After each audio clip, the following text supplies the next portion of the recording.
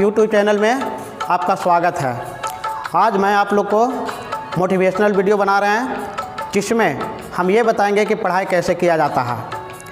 इसके पहले हम 2 लाइन आपको हम बतलाते हैं। शिक्षा नहीं होता तो पढ़ाई कौन करता?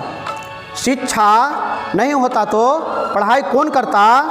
सारे समस्याओं का समाधान कौन करता? ये तो असर है शिक्षा का, वरना तेरे सपनों को साकार कौन करता? ये हो गया। अब इसमें आप लोग जितना भी मेरे चैनल को देख रहे हैं तो ये समझिए, दुनिया में सबसे बड़ा मुश्किल और सबसे बड़ा रिक्सी तब होता है जब आपके पेरेंट्स, जितना भी आपके पेरेंट्स हैं, वो आपको सपना को साकार करने के लिए आपके पेरेंट्स अपना सपना को चकनाचूर कर देते हैं, अपना सपना को छोड़ देते हैं और आपको सपना के साकार के लिए वो आपको सारी व्यवस्था देते हैं। तो बताइए कि आपका पेरेंट्स अपना सपना सब छोड़ दिए और छोड़ करके आपको सारी व्यवस्था दे रहे हैं और उनको ये नहीं पता होता है कि आप जो पढ़ रहे हैं वो कितना पढ़ रहे हैं। उनका अंदाज़ा नहीं होता है कि आप कितना पढ़ रहे हैं, लेकिन उनको विश्वास रहता है कि आप पढ़ लिख करके उनका जो है वो उनका अधिकार, उनका पैशन, उनका देख रेख, उनको पैसा कमा करके आराम से दीजिएगा। लेकिन ऐसा आप लोग नहीं करते हैं। तो इसीलिए कहते हैं कि सबसे बड़ा मुश्किल काम क्या है कि अपना सपना छोड़ करके आप लोग पेरेंट्स आपको सारी व्यवस्था देते हैं। और इससे भी बड़ी समस्या रिक्शी तब होती है उनकी ज़िंदगी जब वो किसानी, मजदूरी, संघर्ष वाला काम कर करके आपको पैसा जुटा करके देते हैं और अपने आप पसीना में आग के हवाले करके, मजदूरी के हवाले कर करके सारी छाएँ पूर्ति करते हैं। और इससे तो बद स्थिति तब होती है कि आप अपना जिद्दी करके मोबाइल, कोई आदमी ट्रस्ट कर करके आत्महत्या कर लेता है, कोई आदमी गुस्सा करके अपने पेरेंट्स से छोड़ देता है, तब उनको बहुत बड़ी समस्या होती है।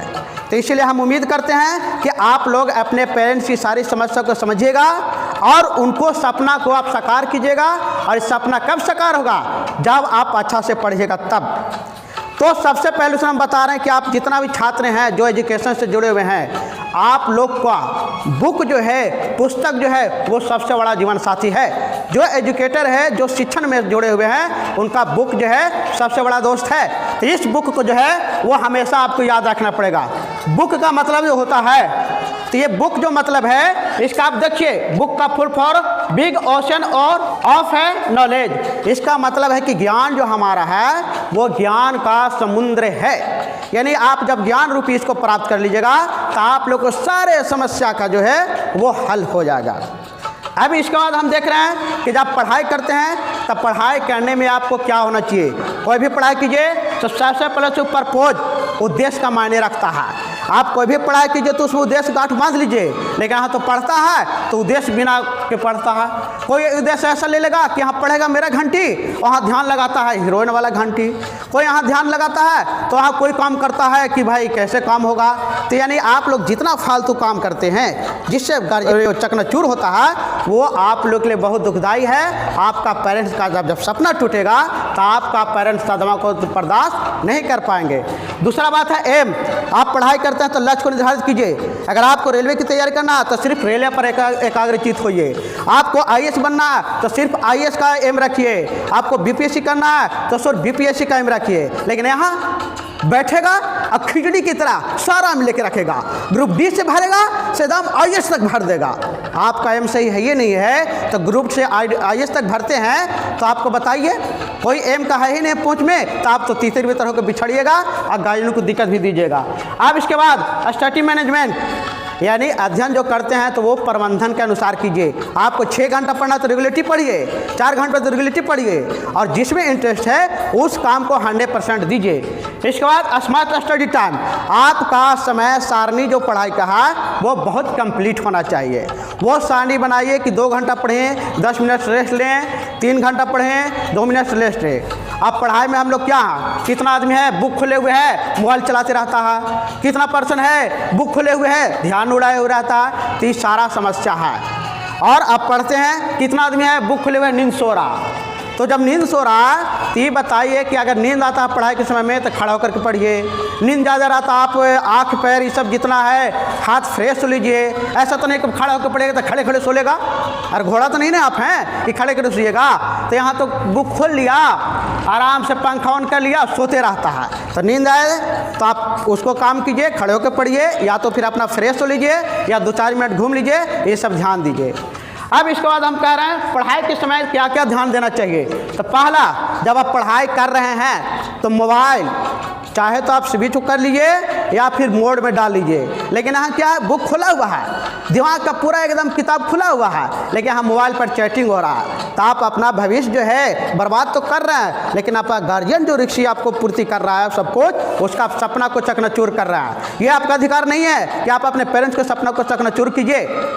आप अपने पेरेंट्स का ये अधिकार नहीं है कि उनके से सारे सपना चकनाचूर हो जाए। आप खाइए पिए आराम कीजिए, अब बाद में आप भी बदहाली में जिए। अब इसके बाद हमको देखना है ये कॉन्ट्रास्टेड, इसका मतलब है कि एकाग्रचित्त। पढ़ने में इतना मशहूर रहिए कि अगर बगल से बराती गाड़ी भी जा रही है, डीजे भी बजा रहा है पूरा एकदम, तो आपको सुनाई नहीं पड़ना चाहिए। आपको इतना एकाग्रचित्त होना चाहिए कि आप सिर्फ पढ़ते रहिए। करते हैं तो चित्त है, तो एकाग्रचित्त का मतलब है कि आप इतना लीन रहिए कि दुनिया में कितनों पहाड़ टूट जाए, लेकिन आप अपने स्टडी के प्रति वफादारी रहिए, ध्यान दीजिए, और आपको बस वही काम करना है। इसके बाद सेल्फ स्टडी।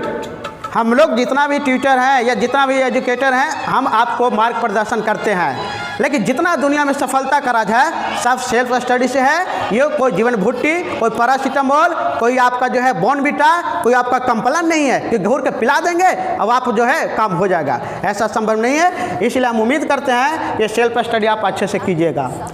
अब इसके बाद जो है हमेशा सकारात्मक का मतलब है कि आप हमेशा जो है वो सोच जो है अच्छा से रखिए। आप लोग क्या सोचते हैं, पढ़ रहे हैं, आप लोग को दिमाग में रहता है कि चलो किसी तरह से नौकरी कुछ ले लेंगे। कोई पढ़ रहा है तो 4 गो उसको निगेटिव पॉइंट बोल दिए। तो इसीलिए कोई भी काम कीजिए पूरा सकारात्मक के साथ काम कीजिए। सकारात्मक के साथ काम नहीं कीजिएगा तो आपका भविष्य जो है चौपट हो जाएगा, आपका भविष्य बर्बाद हो जाएगा। अब इसके बाद जो विषय आपका हार्ड है, हार्ड सब्जेक्ट जो भी है उसको आप सुबह में पढ़िए। सुबह में आपका तरोताज़ा दिमाग रहता है, आप अच्छा से सीखिएगा। जो क्लिष्ट सब्जेक्ट है याद करना है वो याद हो जाएगा। इसके बाद आपका है जटिल विषयों पर क्लियर कॉन्सेप्ट। आपका जो सब्जेक्ट कम नॉलेज है वो अपने सर से, मार्गदर्शक से या जो आपके सहयोगी हैं उनसे आप उस जटिल समस्या का क्लियर कॉन्सेप्ट खोजिए। जब क्लियर कॉन्सेप्ट खोजिएगा तो फिर वो भी जटिल जो सवाल है वो चुटकियों में बनने लगेगा। तो इस तरह से हम उम्मीद करते हैं कि आप अच्छे से पढ़िएगा और अपने पेरेंट्स का सपना को पूरा कीजिएगा, उनका हमेशा सहयोगी बनिएगा और पैसा कमाइएगा।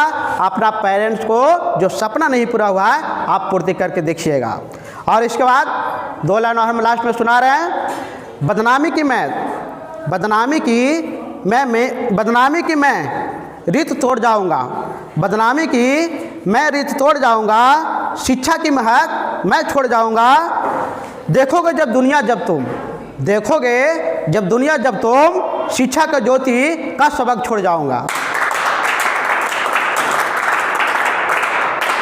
इस तरह से मेरा यूट्यूब चैनल है, सब्सक्राइब कमेंट कीजिए, और इसे अगर अच्छा लगता है तो आप हमें कमेंट करके उत्साह कीजिए। Thank you.